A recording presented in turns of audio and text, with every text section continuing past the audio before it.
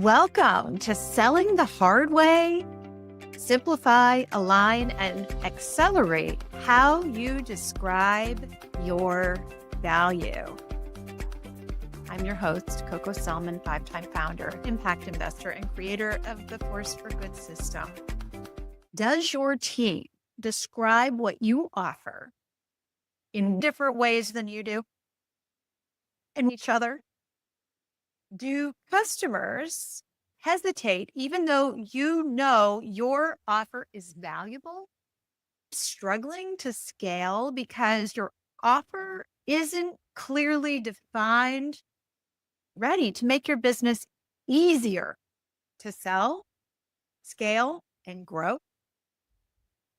Welcome to today's masterclass. That is the purpose of why I created this particular package. What you offer defines your products and services in clear, specific language as your customers would. So sometimes we get hung up and we talk about what we offer in confusing jargon and with too many embellishments. And what our customer needs is a way to lock in and understand, oh, you're a software company. No jargon, no fluff, just honest value. This isn't about product names or fancy titles. It's not marketing language. It's about clear, simple truths your customer can understand about what you offer. Let me give you examples. These are brands you know, so you can quickly say, oh yeah, that's what they are. Then think about your company, customers, services, and offerings, and how you can create the same kind of simple language. BMW offers high performance luxury automobiles. Calm offers guided meditation and sleep support via a mobile app. HelloFresh delivers meal kits with pre-portioned ingredients and recipes. Peloton offers at-home fitness classes through a connected exercise bike. See how simple and accurate that is? Stitch Fix offers personalized styling and clothing delivery services. Plug into the simplicity and accuracy of what you offer. Simple language. Every masterclass, we focus on building your growth flywheel.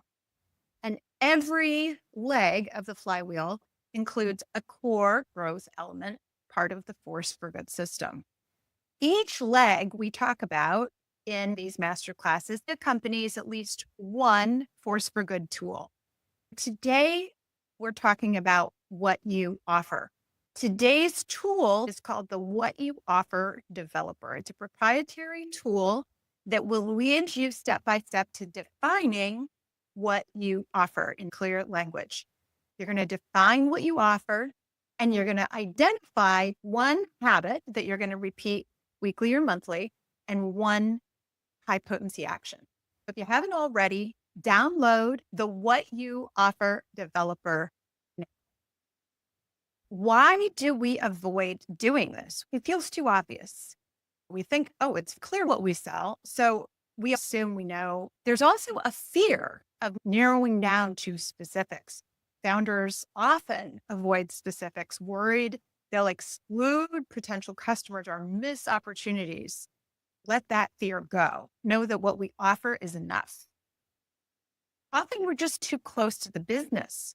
We can't understand disconnect between what we're saying and what our customers hearing. We can't see that the way we're talking about our services or our products isn't the way our customers would.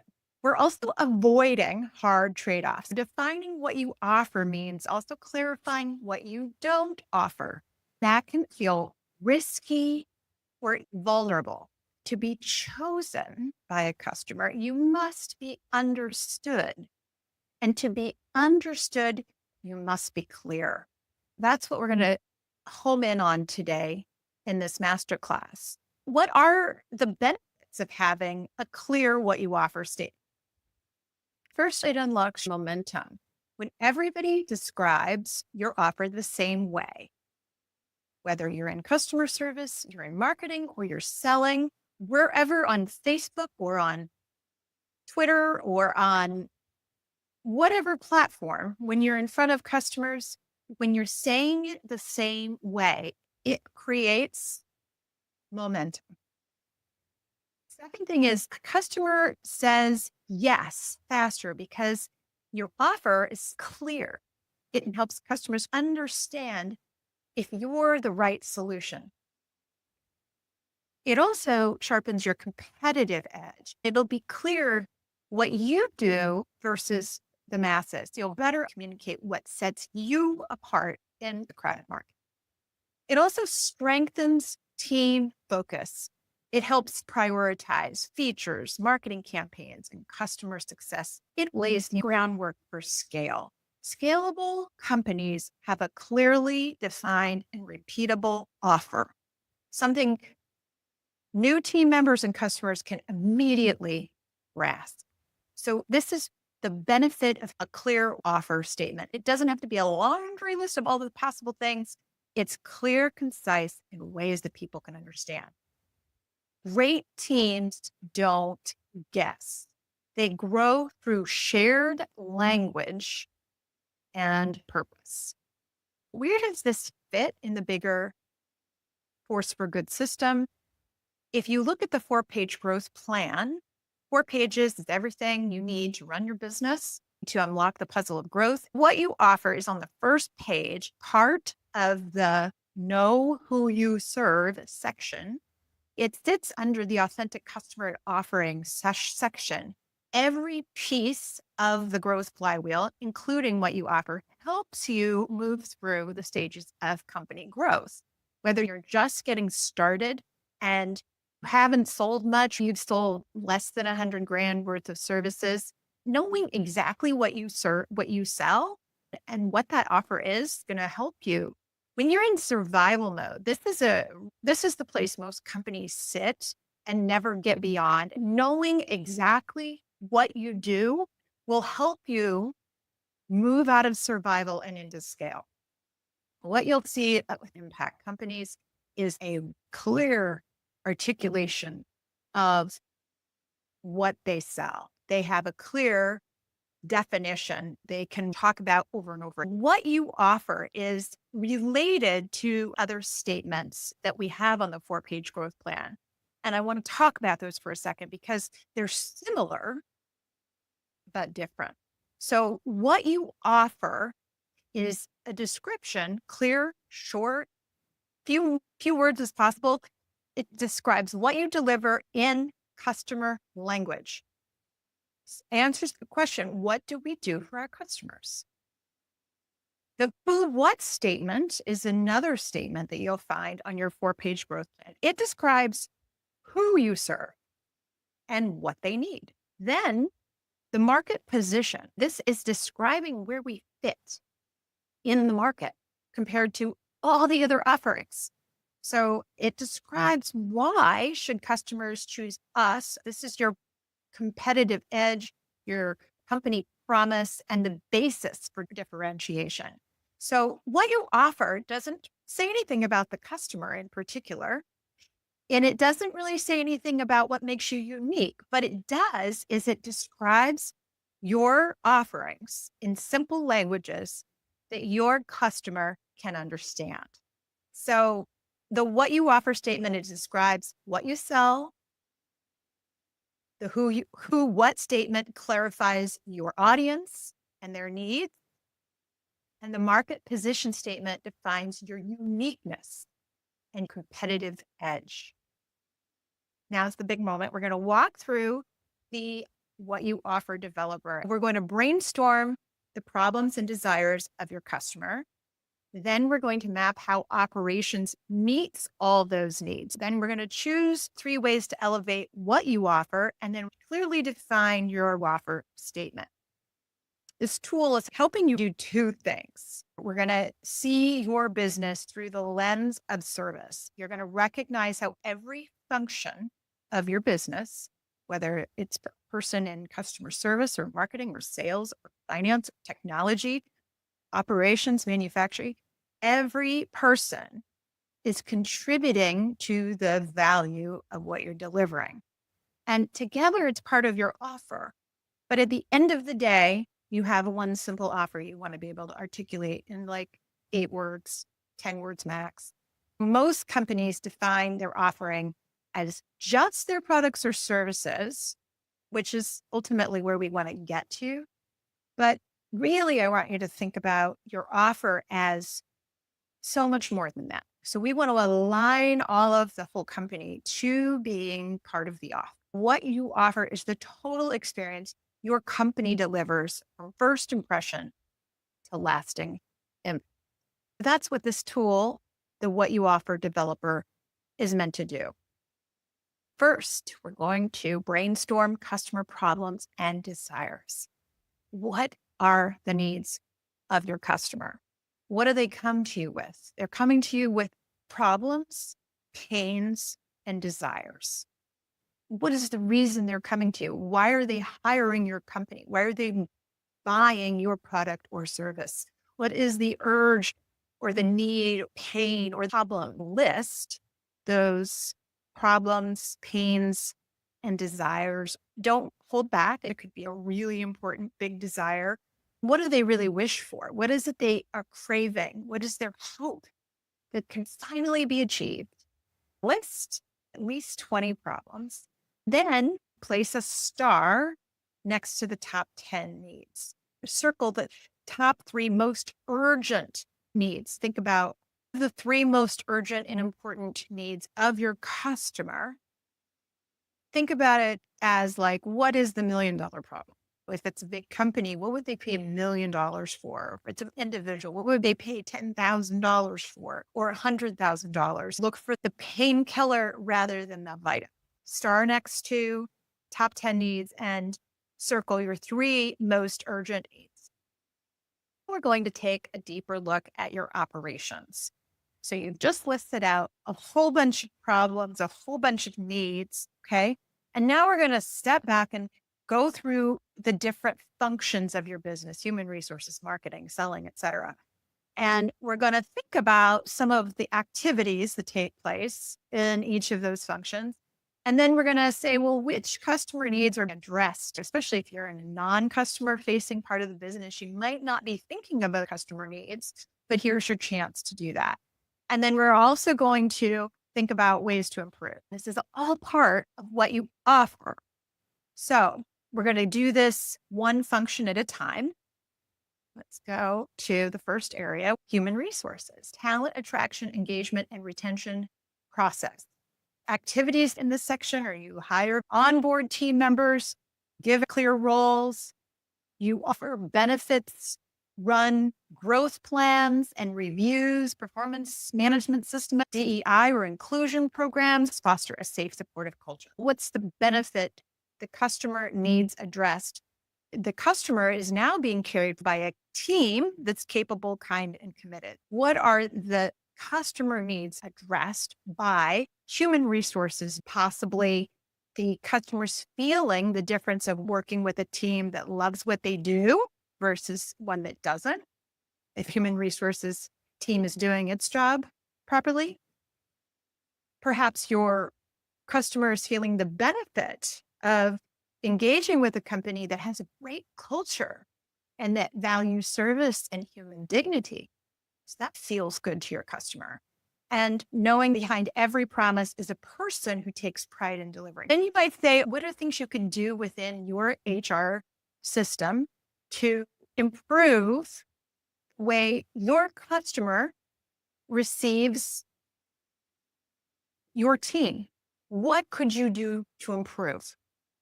Maybe you improve your method of hiring, hire from heart and values, not just the resume. Maybe you train every employee to understand their role in this customer journey. What are ways that you can improve your HR systems so that your customer gains benefit? Now we're going to look at marketing. This is your customer engagement process. This includes branding, campaigns, social media, events, webinars, however you market yourself, website content, emails, collecting and sharing customer stories, write down your marketing activities and the benefits. Hopefully, they feel heard. Maybe they feel seen addressing customer needs, understanding how your company is helping them. Maybe you're giving them tools, giving them ideas in your content that will help. Maybe you're connecting emotionally, right? Maybe you're starting to give them a feeling of hope. What are the ways you are helping your customers? In the Force for Good brand, we give away tools every week, right? So every week we're giving away content that will hopefully help our customers, you, to feel a sense of empowerment, an ability to keep growing their company, knowing what to do, knowing what fosters growth. Ideas to improve, ways you can do better. Use real customer language, shift from promotion to connection, tell more stories of transformation. You can align your marketing with your deeper emotional customer journey. So write down some ideas of how you can improve what your marketing activities can bring to your customers' needs. Moving to the next one. Now we're going to talk about sales. This is where we enroll prospects to become customers. We invite you into our journey of becoming a paid customer, oftentimes upselling, cross-selling existing customers. This is where we qualify leads, hold discovery calls, share proposals and demos, address objections, close deals. Maybe we collaborate with other partners and operations. We track our pipeline and conversion data. All this is part of the sales process. What are you doing to help the customer? Write down all the ways as you sell to your customer, you are helping them with their problems. Remember the problems we wrote down at the beginning. How are you helping them?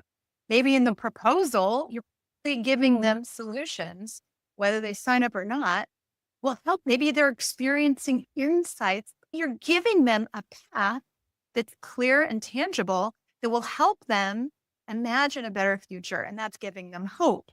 Maybe they are connecting with you in a way that's really honorable and builds trust and helps them feel safe and supported. Maybe it's helping them understand their need is not frivolous, that it's a real need, and that when that need is solved, that there will be a good benefit for them, helping them justify that the investment they're going to spend is worth it for them, the decision-making process that they're toiling through, and you're helping them do that. So then what are some ways that you could improve your sales process, not just so you can sell more, but so that you can meet your customers' needs? So look back on that first page, all those problems. What are some of the problems you really want to help address in your selling process? What are those core 3 problems? How can you generously help them during the sales process? How can you shift from pitching to partnering? How can you listen for emotional cues, not just logical needs? How can you align your language with their desired future so they feel understood and the solution aligns with theirs? What are the ways you can make every sales touch point a moment of clarity, care, and confidence for your customer? So just think about your ideas to improve in sales so you can create more value to your customer at this stage. Next, we want to look at your product and service part of your business. This is the specific products and services you sell. It's the part of your business that oversees the product and service itself. This is where you design and develop core offerings, source or build components, package and deliver products or services.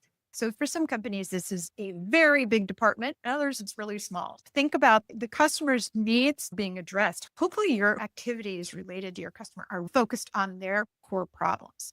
What are the problems being solved by your products and services? Write those down. These are the customer's needs being addressed, solutions that work.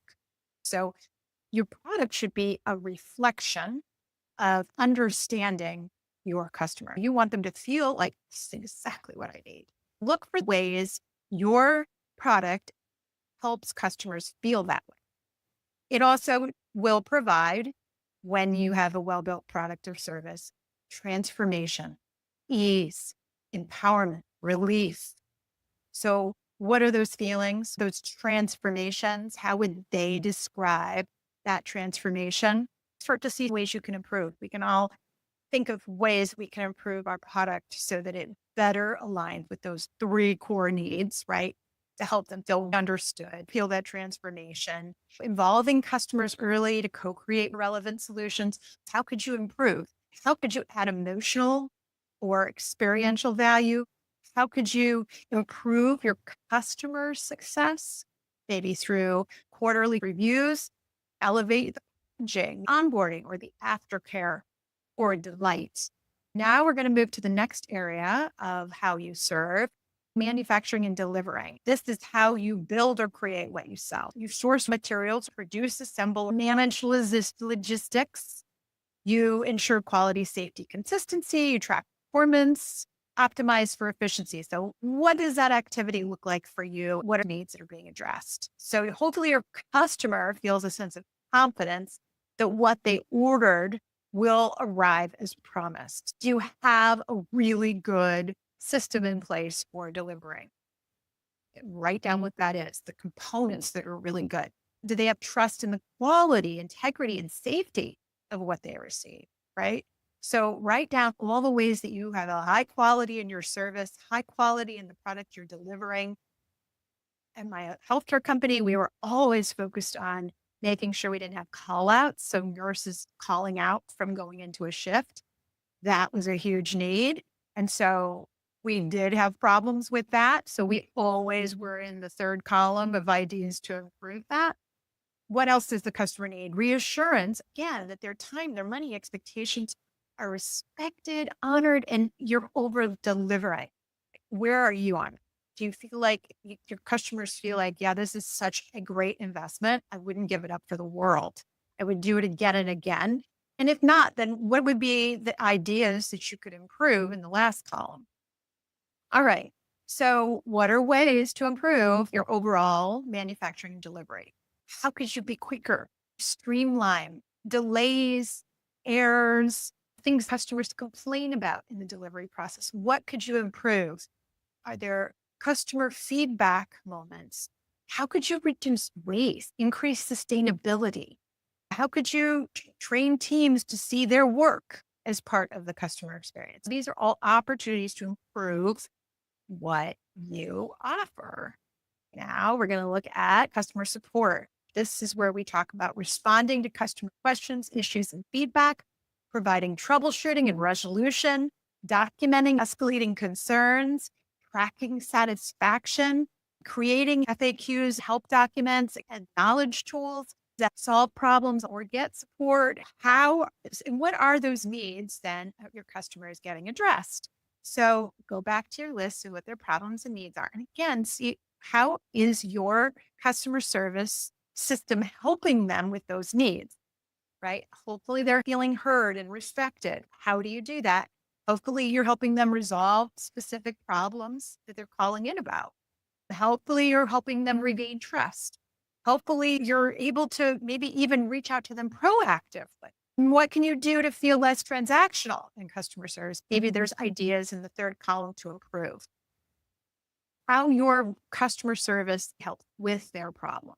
Write down ideas of what customer needs are being addressed and think about ways you can improve. How can you better train your support team around empathy and empowerment? Maybe you also need to work together between customer support and some other part of the business that knows the customer. Maybe it's sales or account management. How can you close the loop with follow-ups that show accountability? How can you thank a customer, turn complaints into opportunities? And how can you use insights from support to inform products and process upgrades? So these are all parts of how we think about what you offer. All right, moving to the next section. Think about your customer onboarding process. Now, This is one of the most important moments. Your first moment of onboarding can either fuel a desire to continue working with you forever, or it can fuel a desire to never work with you again. So, what is that process when you first make that payment? How do you send welcome materials, schedule kickoff calls, provide training, demos, walkthroughs? How do you follow up, assign customer success lead or support contact? Share next steps, timeline, expectations, success milestones. How do you stay in touch? They want to feel they made the right choice. What are the ways they feel guided, not left to figure things out? What are those things you're doing? What are the ways that you're sending, giving them immediate value that helps them feel that early win? What are the ways that you are helping them feel known, supported, set up for success? What are the ways you're helping them trust that your team will show up for them, right? That they're not, okay, they bought, now everybody's gone. How are they going to learn how to work with you? How are they going to learn who these new contacts are? How are they going to learn how to use your product or service best? How are they going to learn the next steps so that they don't walk away feeling a sense of confusion? So think about what that confusion is for your particular customer, and what can you do in the steps in the days after that will lead that customer to not feel that sense of loss, frustration, confusion? And what are the ways you can improve?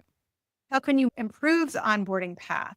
How can you automate the welcome workflows without losing warmth? How can you create onboarding dashboards or visual roadmaps? How can you add surprise and delight into your experience? How can you gather quick feedback, adjust and improve? Think of some ways you can improve what happens right after your customer says yes, and meet more of their needs quickly. Look at that list of needs and say, what needs am I meeting already? And how can I shine the light on that the moment that they get that need met? Celebrate it for them, with them. And then what are those other challenges they may have a harder time solving that your onboarding can help them solve? Next is customer retention. So you've onboarded them and you want to keep them, whether they're a subscriber and they just keep subscribing, or they come back because they want to buy another product from you, whatever it is, or they want to sign up for another session, or whatever the sale might be. So what are these activities? What does customer retention activities look like in your company? Write down what those are. How do you retain your customers? Maybe you do regular check-ins and value reviews. Maybe you do loyalty rewards or customer appreciation programs, ongoing education. How do you keep re-engaging? Community building, peer connection, proactive problem solving and support. So what are those ways that you are helping your customers stay connected to you? In the customer retention stage, you should be ticking off customer needs. Those needs should be getting resolved. You're helping them do that. What are you doing that's helping them? How are they experiencing transformation? How are they getting it celebrated? In what moments are you watching them have their pain resolved? And what percentage are your customers getting that pain resolved? How are you measuring that? How do you know it when it's happened for them? Celebrating it with them. How are you helping them feel valued? Write down how you're helping them feel valued. How are you helping them grow? What are the ways you do that? How are you making sure they experience consistency, care, and responsiveness? And how are you helping them believe they belong? What are the ways you create a feeling that, like, yes, I love this company and I belong. I'm part of this community.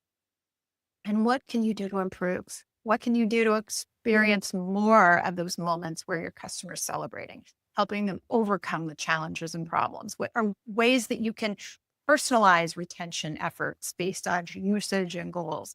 How can you offer exclusive experience or content for long-term customers? How can you celebrate the key milestones of their journey? And you measure the milestones of their journey All right. Keeping on more of what you deliver then is your customer complaints. How you respond to a complaint can change a customer from lukewarm to loyal. Complaints are your place to shine, although we don't always do well with this. Write down your activities. How do you receive them? How do you log them? Do you have a way to log them? How do you respond to them? Who responds to them? What are the ways that you assign ownership to the problem? What are the ways you investigate the issues and try to resolve the root causes? What are the ways you follow up, ensure that the customer is satisfied? What are the ways you track patterns to drive long-term improvement? So these are all the things you already do. And then what are those needs of the customer is being addressed? Of course, they want to be heard, respected, taken seriously, feel safe, to bring up concerns. So what are those things you're solving? What are those moments you're transforming? What are the ways you're regaining trust, right? What are the things you're doing in the journey to help them? What are some ideas to improve? Training all team members in conflict resolution and empathy, especially whoever's dealing with your complaints, is super, super, super important. This was something I did at Illume. We had a very specific technology that everybody used when they did their onboarding about how we respond to conflict, whether it's with a team member or a customer.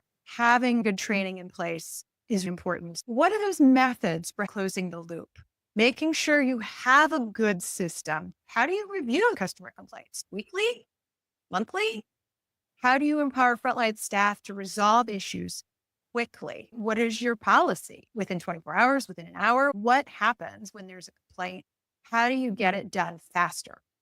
How do you achieve a feeling of connection? How could you send a handwritten apology or personal thank you gift? How do you review and elevate your standards? What are the ways you can improve your customer complaint system? Look for your ways. And again, it's just another way that you offer solutions to your customers. Then look to your quality assurance, your internal systems to maintain excellence. And really, your quality assurance is hopefully maintaining excellence, solving your customers' problems. Make sure you have clear standards for excellence connected to your customers' problems.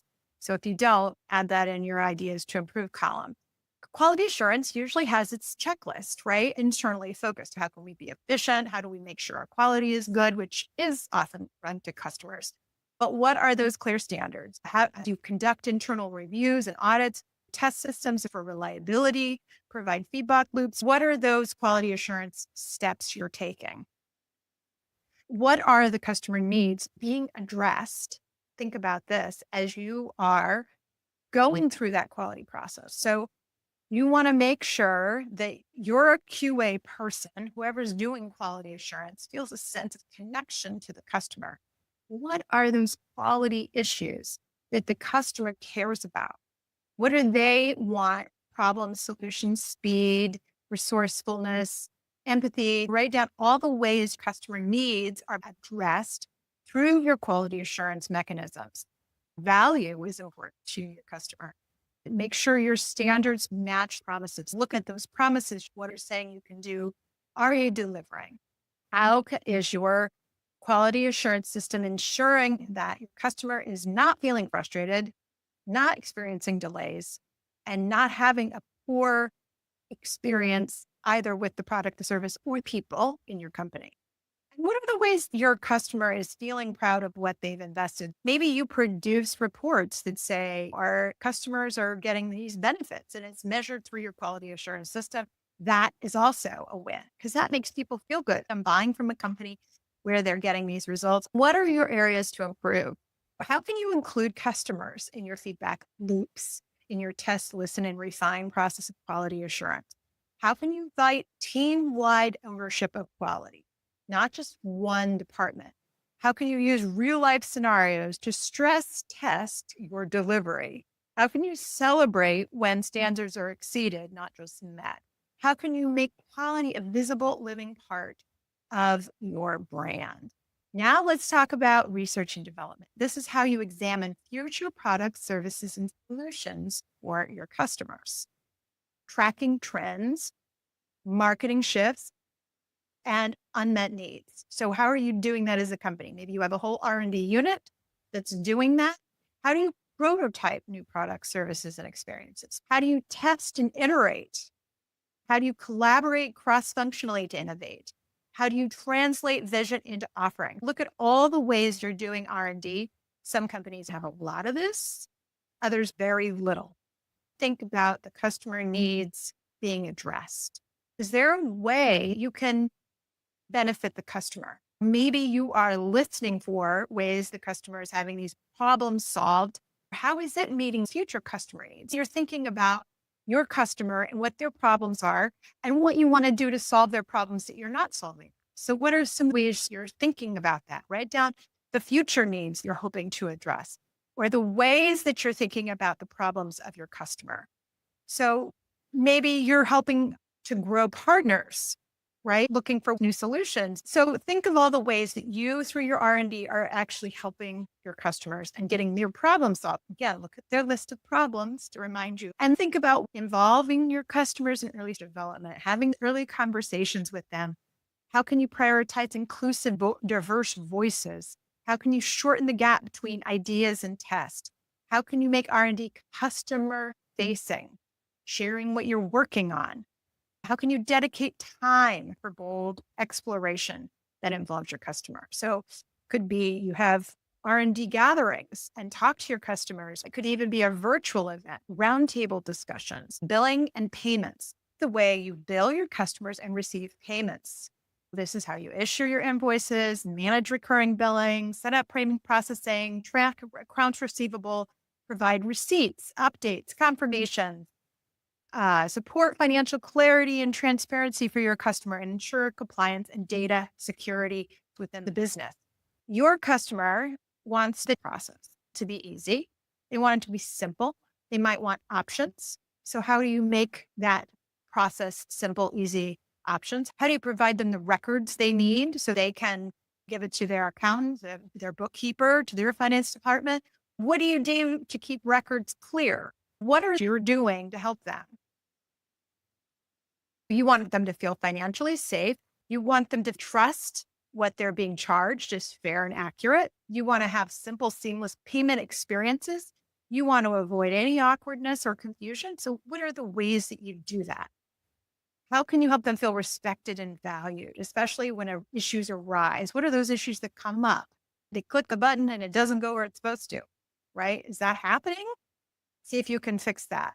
So what are the areas you can improve so that your billing and payment system is customer friendly, aligned with your values, and also helping meet your customers' needs? All right, next in the offer is tech. All right, technology. You have people in the background working on your tech stack, whether it's Microsoft, online components, SaaS systems. The activities of technology are maintaining internal system software and hardware, supporting digital tools for communication, operations, and delivery, developing or integrating platforms that power the customer experience, ensuring uptime, speed, and security, enabling scale and automation across the business. This is the business of technology. These people probably don't touch the customer directly very often. So we want to make sure that they think about the customer needs that are being addressed. So what are those needs? The customer wants a seamless technology experience. They don't want to feel like they have to go to multiple technologies. They want to feel like everything's in one place. It's not confusing. It's very reliable. They want to interact with tools that are intuitive for them, that run quickly, that there's no frustrations with whatever tools they're interacting with.